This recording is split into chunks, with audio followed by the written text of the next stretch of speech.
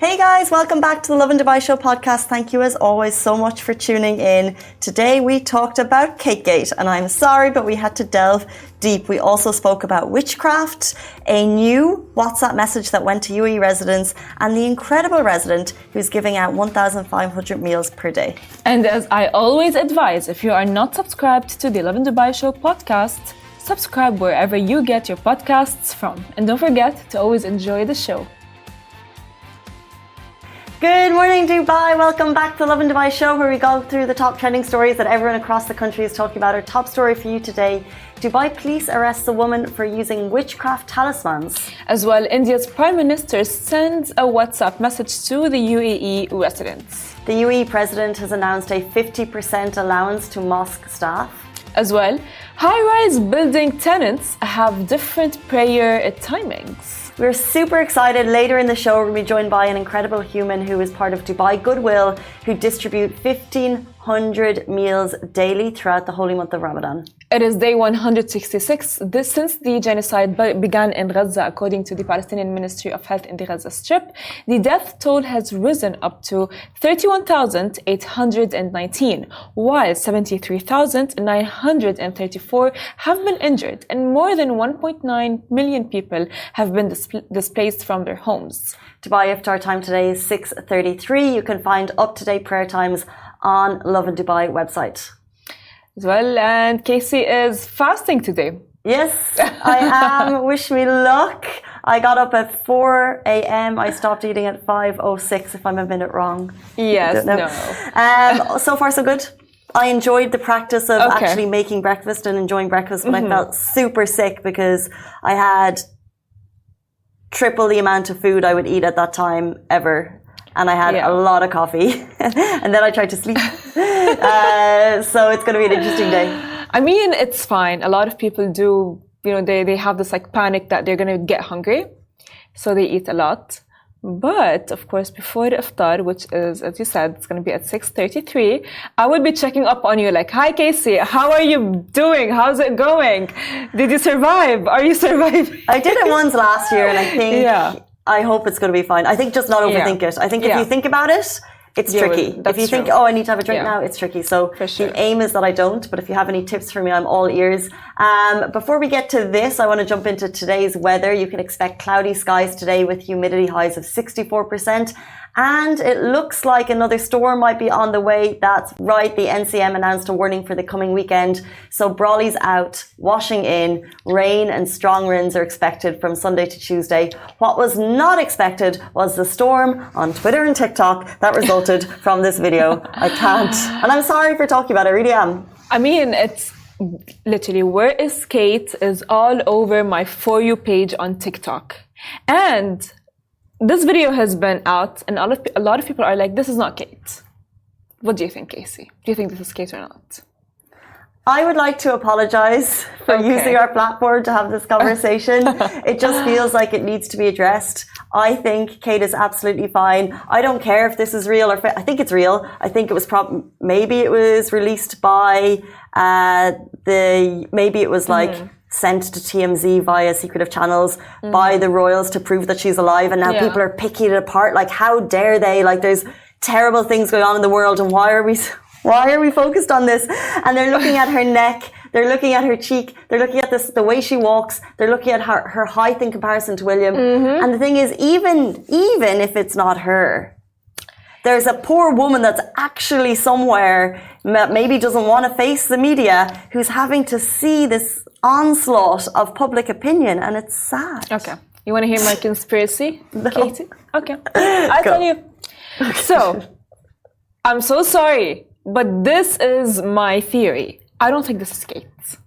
I really don't. No, at the beginning, I was like, fine, people are making a huge big deal about all of these things, right? But the lady has been gone since December of 2023. We haven't seen her. Where is she? Who cares? She is a royal. We care. If I I know, but she's not a normal person. She's not gone. I think she's absolutely fine, and she's just taking a moment. How is that her? How is that her? Just how is that not tell her? me, that is not her. That is not her. You know what I mean? I think we've gone too far. I think people are actually loving this. And I think anything that will be released will be dissected to the inch of its life. I think people want something to troll and they're choosing this. I don't, look, I think... And why not? Why aren't people even looking at William? I mean... Why is he not? Because a lot of people are like, you know what? They must have, I don't know, had a fight. And then she, like, I don't know, like, ran away to hide or to maybe just like... you know, get away from like a situation, which is something normal that we all do, right? So, of course, maybe she actually needed her specific alone, you know, time aside from all of her duties. Maybe that's the case, which is probably the case. And people are like, as you said, dissected way too much into it and fed it a lot of stories and a lot of narratives because like the rumors have been crazy. I mean, some people were like, oh yeah, she probably, Kate coming back from BBL. It's like... What's BBL? It's baby. No, it's for, it's a plastic surgery. Oh. Done in Dubai. No, this is not happening. It's not happening. I genuinely don't care if that's not her. Yeah. And I genuinely don't care if that image was photoshopped. Because it doesn't matter. Like, it doesn't matter. Like, there's literally a woman who's, if that's the case that they went to those lengths, she's not feeling well, and they are trying to protect her. If that's the case. And if it's not the case, that is her, and we're dissecting this. That's like, surely our lives are worth more than, okay, we just... Okay, fine. No, but that's the point, you know? If let's say, like, that's not her. Right? A lot of people are like, fine, if it's not her, why lie? Just tell us, where is she? Is she fine? Is she not? And why would they need, why is there a need to lie if there is not something hidden? What's hidden that, you know, causes the British media to actually, I don't know, release such a video? But you could name any random celebrity right now. Yeah. Tom Cruise. I just named him. Where is Tom Cruise? Where is he? I haven't seen him. I need to see a photo of him with today's paper or I shall not rest. Do you know what I mean? Do you know how crazy that sounds? And how unfair it is to a human being? I can't. Like, I genuinely don't care if that's her or not. Poor Kate. I think we've gone way too far on this and I think it needs to stop. I agree, but I don't think this is Kate. Just like saying that. Speaking of witchcraft and wizardry, let's move on to our first story. So, Dubai police arrests a woman for using witchcraft talismans. Of course, a woman has been arrested in Dubai for begging and practicing witchcraft, which she believed would help her influence people to give her money.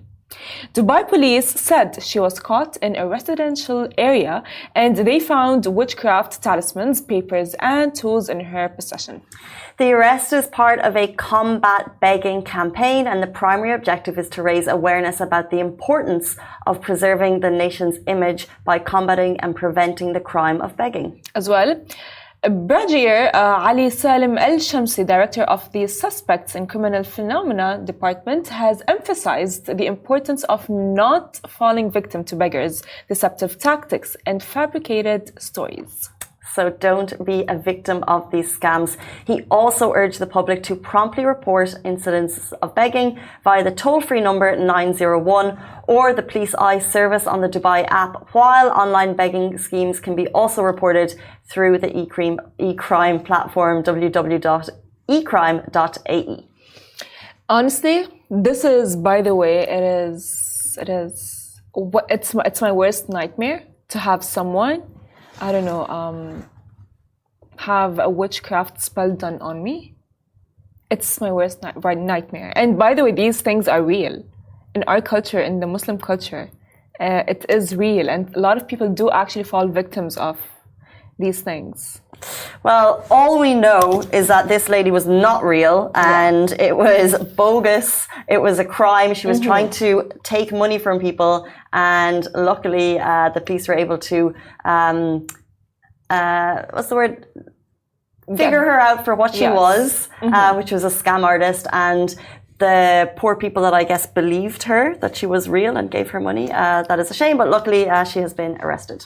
100%. I knew my dad all the time tells me to avoid, because oh my God, there was this one lady that she was spamming my Instagram, telling me things like, from your picture, I can tell your energy, you need healing energy, let me give you a reading, let me do this, let me do that. And I was like scared. And I opened her profile and she does like weird stuff like this. And I was like, oh my God, like what do I do? Like I'm scared if I block her, she would have like some witchcraft done on me and I wouldn't have luck throughout my life. It is, by the way, it's all over the internet, but we should not believe them because what they're gonna do is that they will tell you like, hey, this is a spell that's, let's say, gonna get you this, but it might not, it's not gonna get you, so you're gonna come back because you're gonna want more because you believe in them, because you think that they're authority in a way or something, which is really bad. Well, judging from the story that we've just seen, she's a liar. We can assume that she was a liar also, so there's no, hopefully, spell coming your way. And then also, we had a story yesterday about 600 of these illicit fake websites being removed. Yes. So it's just people trying to get money from you in different ways. That's true, yes. Speaking of weird messages coming to people, our next story got a big response yesterday. So India's Prime Minister sent a WhatsApp message to UAE residents. So under India's Prime Minister Narendra Modi, the government of India sent a WhatsApp message that was apparently meant for Indian residents. However, it was received by several other nationalities. The message was from Vikshit Bakrat Sampark, and it went out on Sunday, March 17th, and it reached UAE phone numbers of Indians, British, Irish, Syrian, Pakistanis, and several other expatriates, myself included. Yes, and while many assumed it was spam and blocked the number, internet advocates are surprised by the reach of the message and suspect a bigger issue of data privacy concerns. It is still unclear how the government of India has gained access to numbers of several nationalities outside India. Just if you're watching now, if we could do a quick hands up on Instagram, Facebook, Twitter, Instagram, or podcast, send us a DM. Did you get it? We put a poll on Instagram, and the tally in the last 24 hours, 648 of you said yes. In fact, you got the message, which is quite mind-boggling to understand how the Indian government had all of our numbers, and 223 of you said no, and there seems to be no distinction based on where you're from. I got the message. I didn't delete it, actually, but I barely gave it a moment because I didn't recognize the name. I just thought it was spam, and I didn't really I barely read it. I just kind of moved on, and it was only when I saw a lot of people saying that they got the same, and then Anik wrote the story yesterday. I was like, that was me. Yeah, and even, by the way, my uncle and his wife and my sister, actually, they got the message. And my uncle, I wake up in the morning and he's like, oh, he sent us a voice note on the family group saying that this is a scam. It's not. To block the number. And my sister was like, oh yeah, I blocked. And my uncle was like, oh yeah, this is a scam and so on. And when Annika has asked me if we have gotten the message or not, I was like, I hadn't, till this day, I hadn't gotten the message, which is like, kind of like odd, like it's like, why haven't I gotten the message? I don't know. I've just opened it now, and it's the message says, it starts with Namaste. This letter has been sent by the government of India, but you just don't believe it. Yeah. Like, why are they messaging me? That's true. And they kind of just mention kind of they're pro what the Narendra Modi government is doing, and then also it says this is kind of like this is the PDF download, so this was the pre-intro to that. They said you're therefore requested to kindly share your feedback and your suggestions on the vision. Your participation is crucial as we work together as a one family. So I think it was just meant for Indian residents. I don't know, honestly. Strange one. And really questionable. Who did I give my number to? But you know, the data privacy here is very different, that if you do give your number, let's say to a store, which I always do because it's just easier than saying no. It's easier to just give them the number and just leave. Do you ever say no? Yeah. I've started saying no, and I feel so rude. Oh my God. Because it's a nice you should. man or woman, and they're like, can I just get your number? And I'm like, I'm sorry, no. And they're like, it's that moment of like, sorry, because it's not them. They're requesting because they have to. I know. It's those people up there, the corporates. I know, but then they annoy you with they just bombard you with messages and so on, which is very annoying. Telling you about sales. Literally, it's like, oh, we have a 50% sale on. We have this and we have that, and then you go to the sale and it's like barely anything that's on sale. That is a good point. The sales are never good enough. It's always the old stuff. So maybe that's why I didn't get the message, because I'm very like, because you said no. I do say no a lot, because like I have like very like strict like boundaries within myself and someone else that I don't know, because like I fear like what like my number can be like lost anywhere. So it's I don't know. It's like I just like have this like weird mindset. Strong, yeah. Like who are you giving it to? Fair. I'm giving it to someone, and you never know, my number, it might reach anyone else, because like it might fall into anyone's hands. I mean, yeah, so funny. Even my cousin was like, "Oh my God, India does not want me," because he hasn't received the message. Where's my message? Where's my message? That's actually really strong to have, and it's fair, because your number is like these phones. They're stuck to us. They are part of us, and your number is part of that. Let's jump into our next story, one that we really love to hear. Yes. So the UAE president announces a 50% allowance to mosque staff. Now, the President, His Highness Sheikh Mohammed bin Zayed Al Nahyan, has directed a monthly allowance equivalent to 50% of the basic salary for mosque staff employed by the General Authority of Islamic Affairs and Endowments. Now, this action has taken of gratitude to imams and muezzins for, of course, upholding high standards and creating a conducive environment for worshippers in the UAE mosques. There is high praise to the ruler of the UAE for this move. Dr. Omar Habtoor Al-Dari, who is the chairman of the General Authority of Islamic Affairs and Endowments, he verified the allowance that it will be automatically integrated into the monthly salaries. He conveyed appreciation to the UAE President and His Highness Sheikh Mansour bin Zayed, Vice President, Deputy Prime Minister and Chairman of the Presidential Court, for their care for mosque employees, as well as their support for the General Authority of Islamic Affairs. This is amazing, and honestly, they deserve it, because like I just can't imagine being a muezzin or being an imam and just like having to call everyone for prayer, right? And it's your responsibility to call them on time, and they do more than that, by the way. They as well are very aware of, they stay at the mosque, and if anyone like, let's say, Muslim or even non-Muslim are welcome to the mosque, they need any guidance, they will go there and they will hear the best amazing guidance from the Sheikh. So interesting. Literally. So as we said, well deserved. And so nice to get it throughout the holy month of Ramadan, so they know that they're respected and appreciated. They are 100%. This was part of a number of announcements made yesterday from the Cabinet Government, and we have an article on that on Lovin Dubai if you would like to read more. It's 8:48. Nearly we'll be joined by our guest, but before we get there, we want to talk about the high-rise building tenants who have different prayer times. So tenants in high-rise buildings have towers with a slightly different prayer time than those closer to the ground. The Sheikh Zayed Grand Mosque Centre shared an information sheet on the prayer times adjusted for those living in towers and high-rise buildings. Now, unsurprisingly, those who live up at the top of the Burj Khalifa, which is 828 meters tall, will be most aware of the significant difference, with the height adding to extra 2.5 minutes to the prayer time. But basically, if you live on floor 5, for example, you don't need to worry. Okay. These variations in times, they will only come into effect. So, for example, the majority of us are breaking fast at 6:33. The variation in times only come into effect from about 60 feet up. That's 230 to 300 meters, where at that point you add half a minute onto your time. So if anyone watching, we could go one by one through the differences, but I don't know, does anyone actually live above floor 81, 300 meters? Does anyone live above 116? Casey, I would rather die than live that high. Because imagine I'm fasting and I'm too hungry, and then I have to wait like half a minute to break my fast. Well, Amir J. Khan responded, thanks for the info. I'm going to start breaking my fast in the lobby. Okay, fine. See, that's fair. But, like, I don't know. I don't think that's even, like, real. Because, like, it's like... It's real. Like, yeah, but, like, it's like the moon... The Earth curvature. Oh. Because the Earth... And then you go to a different country, it changes by an hour, for example. No. But we don't live... Like, how many people actually live above floor 60?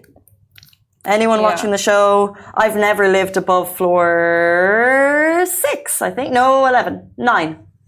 I mean, this is where's the highest you've lived? 32.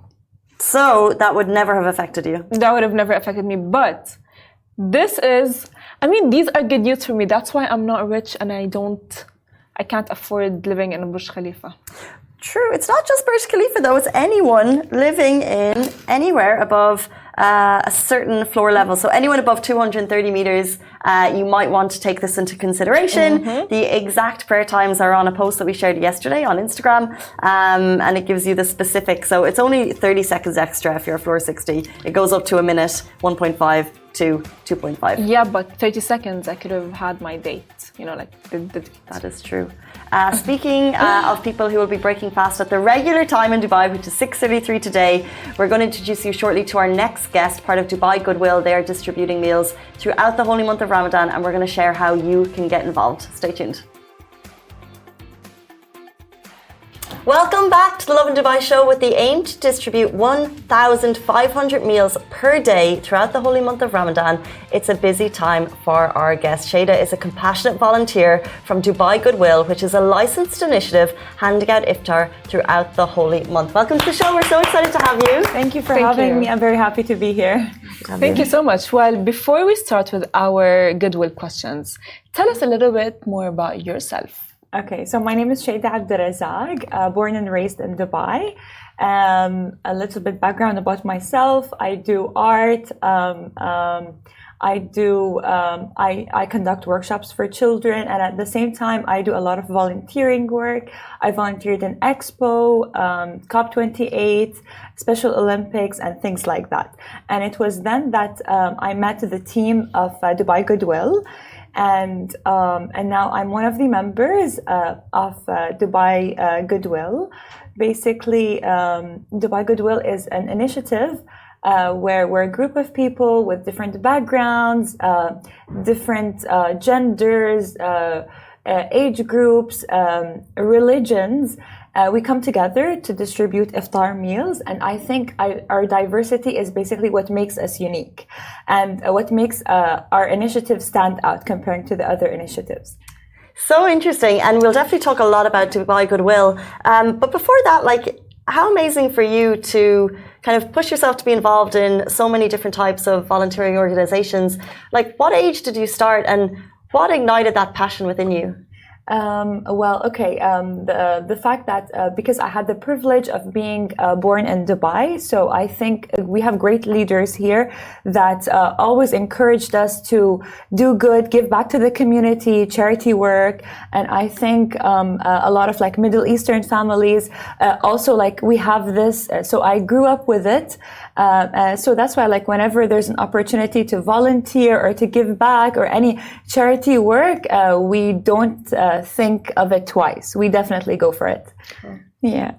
That's amazing. Well, what actually inspired you to join Goodwill? The fact that us as a team, we all come from different backgrounds, and the fact that Dubai Goodwill, it's not about just giving iftar meals. While with the meals, we give out smiles, we give them a kind word, we ask how was their day. So, with the meal, these little things actually make a difference, and every Ramadan, honestly, me going to the mosque, our mosque is located in Al-Bada' 1, and the fact that, like, I always look up for it. I feel like I'm doing something great, and it's the highlight of my day, honestly, because like having a smile on someone's face, making a little bit difference in someone's life will actually definitely come back to you. So sweet. You mentioned, so you weren't a founder, but you joined Dubai Goodwill. Do you know, just to give people a bit of an understanding of maybe when it started and how it works and the team there? Yes, so basically Dubai Goodwill, it started 3 years ago, so 3 Ramadans ago, and it's just like we were just a group of friends, neighbors. We came together, we decided to give out iftar meals, from the first year, I would like to mention that we were certified by Dubai Islamic Affairs. We're licensed, we're registered, it just started since 3. This is our 3rd year with the iftar distribution. Interesting. So you've mentioned that it is multicultural. Yes. Why did you choose the initiative to be involved, by like a lot of like multicultural people? Because I think we all teach each other, and the fact that it's a diverse environment, we exchange things even amongst ourselves, even amongst the team. So I think this is what makes the experience more significant, I would say. What's so interesting is I think so many of us, whether you're born in Dubai or whether you've come here as an expat, we all feel that privilege. Yeah. And so many people want to give back. And I think it's amazing that you guys have, you've become a licensed entity. Was that difficult? Or what was the process to do that? So I wasn't really involved in the licensing process, but I think because Dubai is a very everything you can do online. So I'm assuming it wasn't that of a hard process, and the fact that the government encourages individuals to do good, and to give back to their communities. So I'm sure they made the process easier for individuals. Interesting. Yes. So we've mentioned that you do give out 1,500 meals a day, yes. But specifically, how many meals do you actually give out a day? So we started off, day one was 1,500. Yesterday we did 1,800, and we're aiming to give out 2,000 meals by the end of Ramadan. Hopefully, inshallah, by 45,000 or to 50,000 meals throughout the holy month. Well done. Yeah. It's so amazing. And I see these videos, I think everyone sees them, and people want to get involved. But my first question, before we ask how people can join, is where does the food come from? Who makes it? So we have a contract with a restaurant that they provide the meals for us, and then we specifically ask them to have a different menu each day. And so usually one day is beef, rice, chicken, vegetables. We try to have a variety menu so that the visitors that because we have a lot of regular visitors that come every day, so we don't want them to feel bored. Interesting. Yeah. So of course, volunteering is beautiful, right? Yeah. But it must have come with some obstacles. You must have faced some obstacles. If you can share with us some of the obstacles that you have faced while volunteering, of course. The only obstacle that I can think of right now is basically day one every year in Ramadan, distributing the roles. So till we get the hang of it, each team member is one person has to do crowd control, the other person has to do the briefings for the volunteers, putting them in positions, guiding them through the meal distribution. But as soon as day one is over, everyone got the hang of it, we know our positions, and the process goes very smoothly. And Casey, I would like to also add that alongside with the meals, we also because the area that we do the food distribution, it's a very male dominant area. This is why we decided to have a family section where we distribute the same meals to women and children. And this year we started a toy station where we give out a lot of toys to children, because we have a lot of children visiting us, and that's my favorite station, because you can see the joy and the happiness of the kids on their faces. It's just beautiful. And we do a lot of clothes also donation. And this year also because we as a team we decided to every year to improve one aspect of the volunteer work. So we decided to do the meal distributions in biodegradable plastic bags, in which it's very environment friendly, and it does not cause harm to the environment. And in parallel with the vision of the UAE, because it's the year of sustainability, year 2023 and 2024, so we also wanted to have a very environment friendly initiative. Love that. There's you've got so many great things going on in terms of kids and environment, and anyone watching today, how could they help you? If you were to say to the public, like, this is what we need to do better, what would you ask for? Volunteers, I would say. So usually, if people want to, we would be very happy to see new faces every day. People with different backgrounds. They definitely are an added value to the team. They make a difference. So we always encourage volunteers. And if they want to volunteer with us, they can just approach our Instagram page, Dubai Goodwill, and get in contact with us. And my team members will help them through the booking in our available slots.